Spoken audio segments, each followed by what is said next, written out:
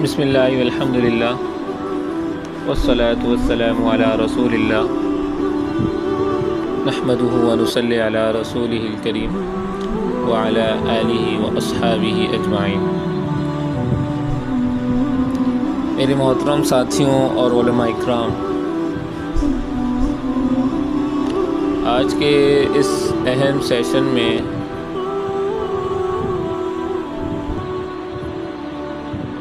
ہماری گفتگو کا جو ٹاپک ہے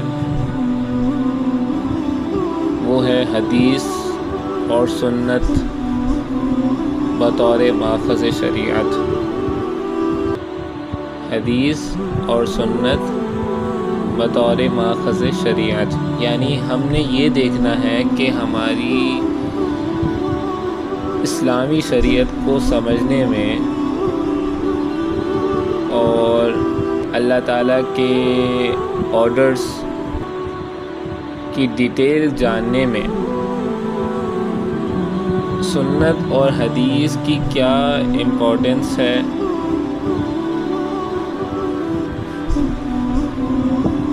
حدیث اور سنت کی کیا امپورٹنس ہے۔ تو میرے محترم ساتھیوں، بات کو آگے بڑھانے سے پہلے ایک بیسک ٹرم سمجھنا بہت ضروری ہے، ایک بنیادی لفظ کو سمجھنا بہت ضروری ہے، جسے ہم اصطلاح میں کہتے ہیں نصوص۔ نصوص کا مطلب ہوتا ہے قرآن پاک اور سنت رسول صلی اللہ علیہ وسلم کی وہ عبارتیں جو شریعت کا اصل سورس اور ماخذ ہیں۔ عبارت سے مراد ٹیکسٹ ہے، قرآن پاک اور سنت رسول کی وہ عبارتیں جو شریعت کا اصل سورس ہے۔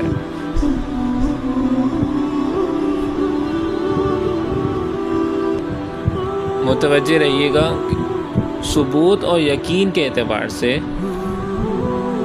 ان نصوص کی دو بڑی کیٹیگریز ہیں، ثبوت اور یقین کے اعتبار سے۔ تو نمبر 1 ہے قطعی ثبوت، یعنی وہ نصوص جن کا ثبوت بالکل پکا، سچا اور 100% یقینی۔ پورا قرآن مجید اور وہ احادیث جو متواتر ہیں وہ سب قطعی ثبوت ہیں، یعنی ان کے ہم تک پہنچنے میں کوئی شک ہے ہی نہیں۔ یہ ہے پہلی قسم۔ دوسری قسم ہے ظنی الثبوت، یعنی وہ احادیث جو متواتر کے درجے سے کم ہوتی ہیں، ان کے بارے میں غالب گمان یہی ہوتا ہے کہ یہ شریعت کا حصہ ہے۔ تو یہ دو کیٹیگریز ہو گئیں۔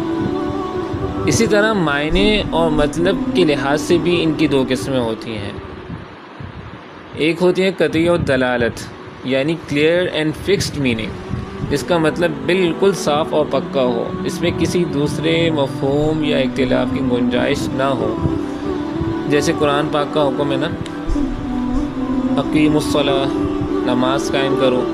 اب اس کا مطلب ہر عربی جاننے والا یہی سمجھے گا کہ نماز پڑھنے کا حکم دیا جا رہا ہے، اس میں کوئی دوسری تعویل نہیں ہو سکتی۔ اور دوسری قسم ہے ظنی الدلالہ، یعنی وہ نصوص جن میں الفاظ ایسے ہوتے ہیں جہاں حالات کے مطابق ایک سے زیادہ تعبیرات یا معانی نکالنے کی گنجائش ہوتی ہے، یعنی اس کے اندر فلیکسیبلٹی ہوتی ہے۔ اللہ اور اس کے رسول نے حکمت کے تحت ایسا اسلوب اختیار فرمایا تاکہ شریعت میں وسعت رہے۔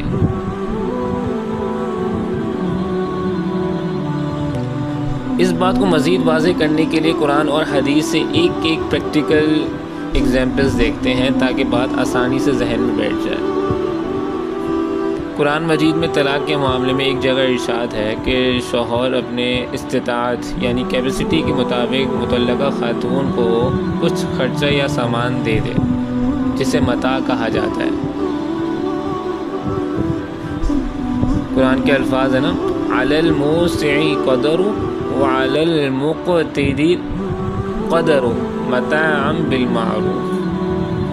علی الموسع قدر وعلی المقتر قدر متاعا بالمعروف، یعنی خوشحال اپنے استطاعت کے مطابق اور غریب اپنی استطاعت کے مطابق اچھے طریقے سے سامان دے. اب یہاں لفظ متاعا بالمعروف ہے، یعنی معروف کے مطابق سامان، ضنی الدلالت ہے، یعنی اس کا مطلب ہر زمانے اور ہر ملک کے ماحول یعنی انوائرمنٹ کے حساب سے بدلے گا. مثال کے طور پر کویت یا کسی امیر ملک کے امیر آدمی کے لیے معروف کا مطلب کوئی بہت قیمتی چیز ہوگی، جبکہ پاکستان کے کسی غریب دیہات میں اس کا مطلب صرف 2 وقت کا کھانا، کپڑے یا چند ہزار روپے ہو سکتے ہیں. شریعت نے یہاں کوئی فکسڈ اماؤنٹ نہیں رکھی، بلکہ انسانوں کے حالات پر چھوڑ دیا تاکہ ہر معاشرے کے لوگ اپنے عقل اور بصیرت سے فیصلہ کر سکیں. اسی طرح حدیث سے ایک ایگزامپل لیتے ہیں. ایک مرتبہ رسول خدا صلی اللہ علیہ وسلم سے صحابہ رضی اللہ تعالیٰ عنہم نے پوچھا کہ یا رسول اللہ، ہم بدو لوگ ہیں، ریگستان میں سفر کرتے ہیں اور راستے میں ایسے تالاب آتے ہیں جہاں جانور بھی پانی پیتے ہیں، تو کیا وہ پانی پاک ہے؟ آپ نے جواب میں مختلف مواقع پر جو الفاظ ارشاد فرمائے وہ یہ ہیں. آپ نے جواب میں کیا فرمایا؟ تو مختلف مواقع میں مختلف الفاظ ارشاد فرمایا الماء لا ينجسه شيء الا ما غلب على ريحه وطعمه ولونه، یعنی پانی کو کوئی چیز ناپاک نہیں کرتی. پانی کو الماء لا ينجسه شيء کہ پانی کو کوئی چیز ناپاک نہیں کرتی مگر الا ما غلب على ريحه وطعمه ولونه، سوائے اس کے کہ اس کی بو، ذائقہ یا رنگ بدل جائے. اور ایک روایت میں آپ علیہ الصلوۃ والسلام نے فرمایا کہ اذا كان الماء قلتين لم يحمل الخبث، جب پانی 2 مٹکوں یعنی قلتین 2 مٹکوں کے برابر ہو جائے تو وہ گندگی کو قبول نہیں کرتا، یعنی ناپاک نہیں ہوتا. اب اس حدیث میں موجود لفظ قلتین یعنی 2 بڑے مٹکے کی مقدار کو لے کر ائمہ کے درمیان فہم کا اختلاف ہوا. امام شافعی کے علاقے میں پانی کثرت سے تھا، اس لیے انہوں نے اس کا ایک بڑا والیوم مراد لیا، بڑا حجم مراد لیا کہ اس کے برعکس امام ابو حنیفہ رحمہ اللہ کے شہر کوفہ میں نہریں اور دریا بہتے تھے. انہوں نے دیکھا کہ اگر تالاب کے ایک طرف گندگی گرے اور دوسری طرف پانی کو ہلانے سے وہ گندگی حرکت نہ کرے تو وہ پانی پاک مانا جائے گا. جبکہ امام مالک رحمہ اللہ نے مدینہ منورہ کے حالات کے مطابق جہاں پانی کی بہت کمی تھی یہ اصول نکالا کہ پانی خواہ تھوڑا ہو یا زیادہ، جب تک اس کا رنگ، بو یا ذائقہ نہ بدلے وہ پاک ہی رہتا ہے. یہ تمام آراء اپنی اپنی جگہ درست ہیں اور شریعت کی وسعت کو ظاہر کرتی ہیں. مجھے یقین ہے کہ آپ کو میری بات سمجھ میں آ گئی ہوگی. ان تمام باتوں کو ملا کر شریعت کی نصوص کی 4 بنیادی قسمیں بنتی ہیں جن سے احکام کا استدلال کیا جاتا ہے. ایک ہے قطعی الثبوت، قطعی الدلالت، جیسے قرآن پاک کی محکم آیت اور متواتر احادیث جن کا ثبوت بھی پکا اور مطلب بھی بالکل واضح. دوسرا ہے قطعی الثبوت ظنی الدلالہ، یعنی قرآن مجید کی وہ آیات جن کا ثبوت تو 100% قطعی ہے لیکن ان کے معنی میں ایک سے زیادہ تعبیرات کی گنجائش ہے. تیسرا ہے ظنی الثبوت قطعی الدلالہ، وہ احادیث جو اخبار احاد یعنی خبر واحد ہیں لیکن ان کا مطلب بالکل صاف اور واضح ہے. چوتھی قسم ہے ظنی الثبوت ظنی الدلالہ، وہ احادیث جن کا ثبوت بھی ظنی اور ان کے معنی اور مفہوم میں بھی مختلف آراء پائی جاتی ہوں۔ ان چاروں درجات کو سمجھے بغیر کوئی بھی شخص دین کا صحیح فہم حاصل نہیں کر سکتا۔ اب بات ہے وحی سے متعلق۔ عزیز ساتھیوں، اللہ تعالیٰ اپنے نبی صلی اللہ علیہ وسلم پر کس طرح گائیڈ لائنز نازل فرماتا تھا، اللہ کے رسول نے خود ارشاد فرمایا، الا انی اوتیت القرآن ومثلہ معہ، سنو مجھے قرآن بھی دیا گیا اور اس کے ساتھ اس جیسی ایک اور چیز بھی دی گئی ہے۔ اس بنیاد پر وحی کی دو بڑی اقسام ہیں، ٹو ٹائپس آف ریویلیشن۔ ایک ہے وحی جلی، وہ وحی جس کے الفاظ اور معانی دونوں اللہ تعالیٰ کی طرف سے نازل ہوئے ہیں، اور یہ معجزہ ہیں، ہم قرآن مجید کہتے ہیں جس کی تلاوت نماز میں کی جاتی ہے۔ وحی جلی کی مثال کیا ہے؟ قرآن مجید۔ اور ایک قسم ہے وحی خفی، ہڈن ریویلیشن، یہ وہ وحی جس میں مفہوم اور بات اللہ تعالیٰ کی طرف سے نبی صلی اللہ علیہ وسلم کے دل میں ڈالی جاتی ہے، لیکن اس کو بیان کرنے کے لیے الفاظ اور اسلوب آپ علیہ الصلاۃ والسلام کا اپنا ہوتا ہے۔ اسے ہم حدیث اور سنت کہتے ہیں۔ اسی وحی خفی کے اندر ایک خاص مقام حدیث قدسی کا ہے۔ یہ وہ احادیث ہوتی ہیں جن میں رسول خدا صلی اللہ علیہ وسلم فرماتے ہیں کہ اللہ تعالیٰ فرماتا ہے، یعنی کلام اللہ کا ہوتا ہے، یعنی کلام جو ہے، بات جو ہے وہ اللہ کی ہوتی ہے، لیکن اسے نبی صلی اللہ علیہ وسلم اپنی زبان مبارک سے روایت کرتے ہیں۔ قرآن مجید اور حدیث قدسی میں بنیادی فرق کیا ہے؟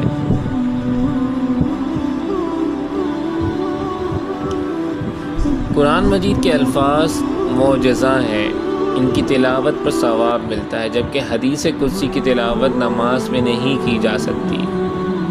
دوسرا بڑا فرق، قرآن پاک کو بغیر وضو ہاتھ لگانا منع ہے، جبکہ حدیث قدسی کی کتابوں کو چھونے کے لیے وضو لازم نہیں، اگرچہ ادب کا تقاضا یہ ہے کہ اس کو چھونے سے پہلے وضو کر لیا جائے۔ تیسرا بڑا فرق کیا ہے کہ قرآن مجید کا جو پورا ٹیکسٹ ہے، یعنی پورا متن جو ہے وہ متواتر ہے، جبکہ احادیث قدسی سے میں بعض روایت صحیح اور بعض حسن کے درجے میں اور بعض ضعیف بھی ہو سکتی ہیں۔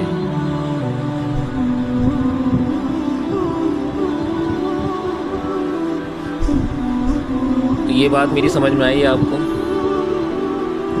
اب بات ہے کتب حدیث کے درجات۔ محدثین اور علماء اسلام، مثلا حضرت شاہ ولی اللہ محدث دہلوی رحمہ اللہ نے صحت اور قبولیت کے اعتبار سے، اوتھینٹسٹی اور قبولیت کے اعتبار سے حدیث کی کتابوں کو 4 بڑے درجات میں تقسیم کیا ہے، 4 کیٹیگریز میں تقسیم کیا ہے۔ فرسٹ ڈگری کے جو ہیں وہ کتابیں جن میں موجود تمام احادیث صحیح اور مستند ہیں اور صحت کے اعلیٰ ترین معیار یعنی ہائیسٹ اسٹینڈرڈز پر پوری اترتی ہیں۔ ان پر تمام محدثین کا اتفاق ہے۔ اب وہ کون کون سی ہیں؟ تو ایک ہے موطا امام مالک۔ امام شافعی کے نزدیک یہ کتاب اللہ کی کتاب کے بعد سب سے صحیح ترین کتاب ہے۔ اس کی سندیں بہت عالی ہیں جیسے امام مالک عن نافع عن ابن عمر۔ امام شافعی کے نزدیک موطا امام مالک سب سے زیادہ مستند اور ہائی اسٹینڈرڈ پر اترتی ہیں۔ دوسرا ہے صحیح بخاری۔ جمہور مسلمانوں کے نزدیک روئے زمین پر قرآن کے بعد سب سے صحیح کتاب صحیح بخاری ہے۔ تیسرا جو ہے وہ ہے صحیح مسلم۔ مسلم امہ میں مقبول عام کتاب جو بخاری کے ساتھ مل کر شیخین کہلاتی ہے۔ یعنی جمہور کے نزدیک ہم یہ کہہ سکتے ہیں کہ جمہور کے نزدیک صحیح بخاری اور صحیح مسلم سب سے صحیح اور ہائیسٹ اسٹینڈرڈ پر اترتی ہیں، جبکہ امام شافعی کے نزدیک موطا امام مالک ہے۔ دوسرا طبقہ جو ہے وہ کتابیں جو صحت کے اعلیٰ معیار کے بہت قریب ہیں اور امت نے انہیں تلقی بالقبول کا درجہ دیا ہے۔ ان کے مصنفین نے احادیث کا سخت تنقیدی جائزہ لیا ہے، جیسے جامع ترمذی، سنن ابی داؤد، سنن نسائی اور مسند امام احمد۔ تیسرا طبقہ، ان کتابوں میں صحیح، حسن، ضعیف اور مجہول یعنی انون ہر طرح کی احادیث ملتی ہیں۔ عام آدمی ان سے براہ راست دلیل نہیں لے سکتا جب تک وہ اسماء رجال کا ماہر نہ ہو۔ یعنی آسان لفظوں میں یہ صرف ایکسپرٹس کے لیے ہے، جیسے سنن دارقطنی، مصنف ابن ابی شیبہ اور مصنف عبدالرزاق۔ چوتھا طبقہ ہے ان کتابوں کا جن میں زیادہ تر ضعیف، منکر، قصے، کہانیاں اور من گھڑت روایت شامل ہیں، جن کی کوئی مضبوط سند نہیں ہوتی، علمی حلقوں میں ان کی کوئی حیثیت نہیں ہوتی، جیسے دیلمی کی ہے مسند الفردوس اور کتاب العروج۔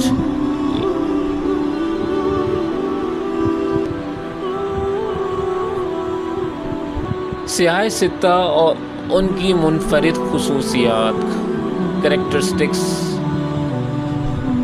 پہلے اور دوسرے طبقے کی مشہور کتابوں کو ملا کر سیاہ ستہ یا کتب الستہ کہا جاتا ہے۔ ان کی منفرد خصوصیات ہیں، جیسے صحیح بخاری۔ امام بخاری کی سب سے بڑی خصوصیت ان کی قائم کردہ ابواب، چیپٹرز، ہیڈنگز ہیں۔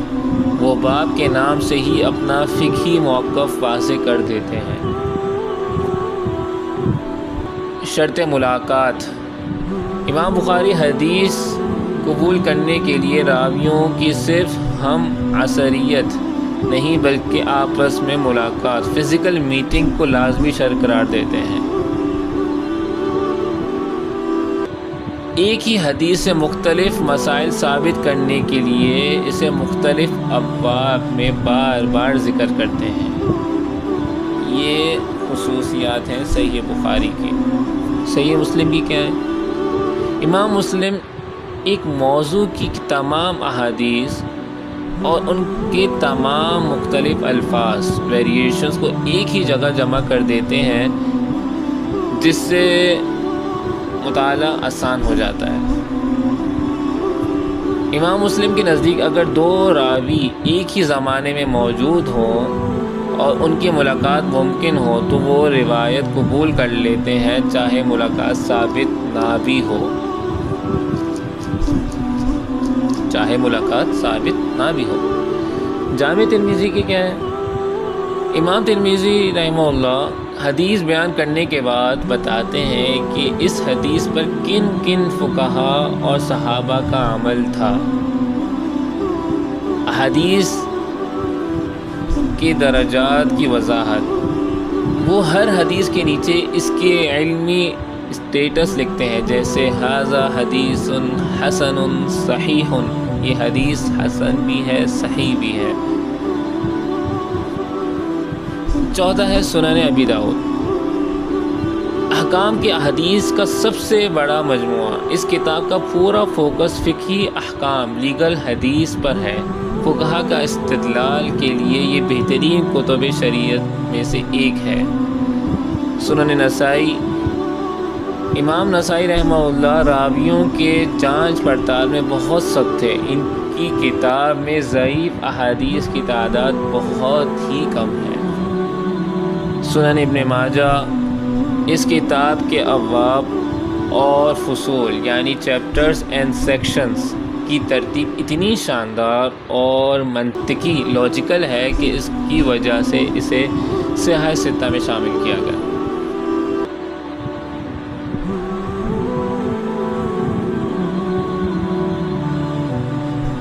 اچھا، بات اور سیشن ہمارا اچھا خاصا لمبا ہو گیا، طویل ہو گیا، بس میں اپنی بات کو اختتام کی طرف لے کے جاؤں گا کہ حدیث اور سنت کو سمجھے بغیر شریعت کو سمجھا نہیں جا سکتا۔ حدیث اور شریعت کے بغیر، حدیث اور سنت کے بغیر شریعت کو سمجھا نہیں جا سکتا۔ تو کوئی یہ دعویٰ کرے کہ صرف قرآن کافی ہے اور حدیث اور سنت کو پیچھے کر دے تو بے وقوفی ہے۔ ایک اور بات میرے ذہن میں آئی، وہ یہ بعد کے دور کے بڑے مجموعے، بعد کے دور میں امام بیہقی رحمہ اللہ نے ایک بہت بڑا علمی کام کیا۔ انہوں نے اپنے اساتذہ کے واسطے سے رسول خدا صلی اللہ علیہ وسلم تک کی احادیث کو پوری سندوں کے ساتھ جمع کیا۔ یہ کام آخری بار امام بیہقی نے ہی کیا، ان کے بعد کسی نے پوری سند کے ساتھ ایسا نیا مجموعہ ترتیب نہیں دیا۔ ان کی دو کتابیں بہت مشہور ہیں، ایک ہے السنن الصغریٰ اور ایک ہے السنن الکبریٰ۔ محترم اہل علم اور عزیز ساتھیوں، آج کے اس تفصیلی درس میں ہم نے شریعت کے ماخذ، کتب حدیث کی درجہ بندی اور ائمہ اربعہ اور محدثین اعظام کے فقہی اور فقہی مناہج کا احاطہ کیا۔ یہ پورا علمی اسٹرکچر ہمارے لیے تدریسی میدان میں سورس ٹیکسٹ کے طور پر انتہائی مددگار ثابت ہوگا۔ آپ تمام حضرات کے وقت اور علمی توجہ کا بے حد شکریہ کہ آپ نے اپنا قیمتی وقت نکال کر اس بندے کی بات سنی اور یہاں پر آئے۔